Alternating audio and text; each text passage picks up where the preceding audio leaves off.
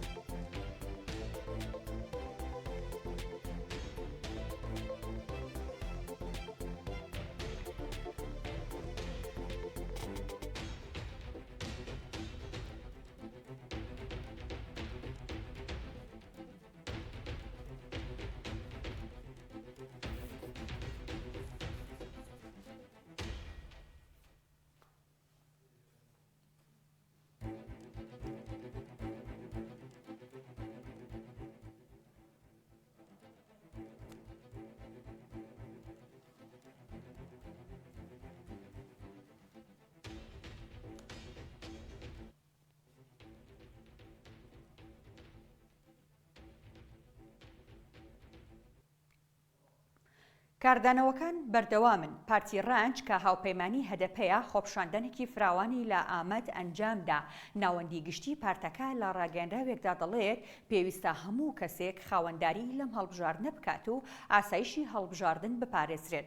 پێویستە هەموو لایەنەکانی ئۆپۆزیسیۆن پشتگیری لە هاوپەیمانی ڕەنج و ئازادی بکەن و ڕێزەکانیان یەک بخەن. هاوکات پارتی گەلی کۆماری کە گەورەترین پارتی ئۆپۆزیسیۆنە بێدەنگی شکاند. مەحموود تانال پەرلەمانتاری شاری ڕۆحای پارتەکە گوتی ئەم ئۆپەراسیۆنە مەترسیەکی گەورە لەسەر ئاسایشی هەڵبژاردن دروست دەکات. ئەگەر ئاکەپا لە هەڵبژاردندا سەر بکەوێت بێگومان زیندانەکان جێگەی کەسی دیکەیان تێدا نابێتەوە. بۆیە پێویستە لە هەڵبژاردنەکاندا کۆتایی بەم دەسەڵاتە بهێنرێت. ئەرکان باش سەرۆکی پارتی کرێکارانی تورکیا کە هاوبەشی سەرەکی هەدەپەیە لە تویتێکدا ڕایگەیاند هەڵبژاردنەکان کەمی ماوە. دەسەڵاتی کۆشک کە مەبەستی لە کۆشکی ئەردۆغانە دەستی بە ئۆپەراسیۆن کردووە.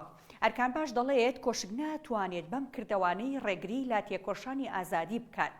هەر لە درێژەی کاردانەوەکاندا ئەدریس شاهین کە لە ئاکەپە جیابۆتەوە ناڕەزای خۆی بەرامبەر ئۆپراسیۆنەکە نیشاندا و گوتی ئەم هەڵمەتە بۆ تێکدانی ئاسایشی هەڵبژاردنە و هیچ شرۆڤەیەکی دیکە هەڵناگرێت ئەوان دەیانەوێت لە ڕێگەی بڵاوکردنەوەی ترسەوە لە هەڵبژاردندا سەر بکەون.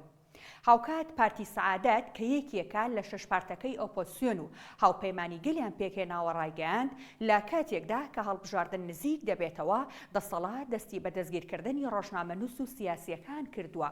ئەمەش نیشانەی پرسیار دروست دەکات و کاریگەری لەسەر هەڵبژاردن دەبێت. سەلاحەدین دەمیرتاش هاوسەرۆکی پێشووی هەدەپە لە زیندانەوە تووتێکی بڵاو کردەوە و ڕایگەیاند سولەیمان سۆیلو وەزیری ناوخۆی تورکیا بە ئەندازەی ئەو کەسانەی لە کۆبوونەوە جەماوەریەکانیدا کۆ دەبنەوە خەڵکی ئێمەی دەستگیر کردووە، بەڵام بەم شێوەیە ناتوانن ڕێگری لە تێکۆشانی دیموکراسی، ئارامی و ئاسایش بکەن و پێویستە هەوڵەکانمان فراوانتر بکەین. ڕەنگە دۆخەکە بۆ هەتەپا جیاوازتر و قورستر بێت بەراورد بە پارتەکانی دیکەی تورکیا. بەو پێی تورکیا لەگەڵ نزیکبوونەوە لە هەڵبژاردنەکان لە دەرەوەی وڵاتەکەی خۆیشی فشارەکانی لەسەر ئەندامانی هەدەپا زیاتر کردووە. هەر لەو چوارچێوەیەدا هەدەپە ڕایگەیاند هەژدەی ئەم مانگا ئەندامێکیان لە دهۆک لەلایەن دەستگای هەواڵگەری تورکیاوە کوژراوە. خواتان لەگەڵ.